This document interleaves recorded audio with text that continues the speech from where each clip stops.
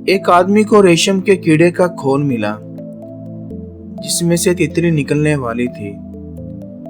वो इस खोल को अपने घर ले आया ताकि वो देख सके कि इसमें से तितली कैसे निकलेगी। एक दिन उस खोल में हलचल होना शुरू हुई और वो खोल खुलने लगा। वो आदमी जल्दी से आया और खोल को देखने लगा कि अभी इसमें से तितली निकलेगी। देखते देखते कई घंटे गुजर गए और वो तितली छोटे से सुराख से निकलने की कोशिश करती रही और फिर अचानक उसमें हलचल होना बंद हो गई। ऐसा लगने लगा था कि जैसे तितली ने अपना सारा जोर लगा दिया है, जितना वो लगा सकती थी, और अब उसमें मजीद हिम्मत नहीं है कि वो खुद को इस खोल से आजाद करवा सके। उस आदमी ने तितली की मदद करना चाहा। उसने कैंची उठाई और उस खोल को काट दिया ताकि तितली आजाद हो जाए।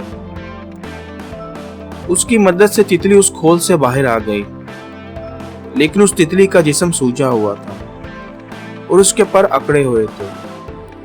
वो आदमी मजीद उसे कई घंटों तक देखता रहा कि किसी भी पल उसके पर पड़े हो जाएं और ये उड़ने लगे।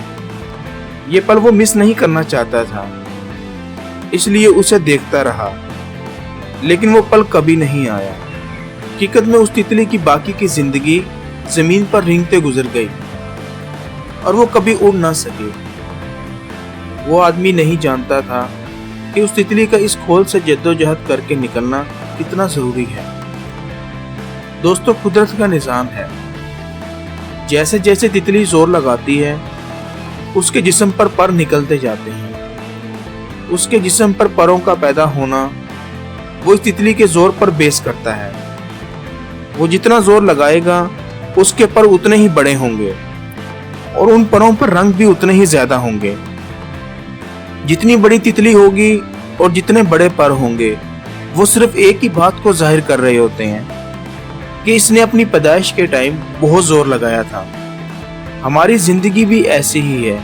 अगर हम कामयाब होना चाहते हैं और हम चाहते हैं कि हमारे भी बड़े बड़े पर हों और उनके ऊपर बड़ी बड़ी किस्म के रंग हों, तो हमें भी इस तितली की तरह जोर लगाना होगा और हमें कामयाब होने के लिए पूरी हिम्मत लगानी होगी।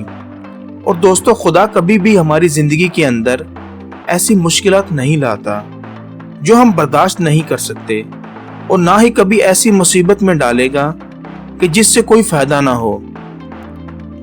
दोस्तों, मैं उम्मीद करता हूं कि इस कहानी से आपने कुछ सीखा होगा। मैं अब आपको मिलूंगा नई वीडियो के साथ।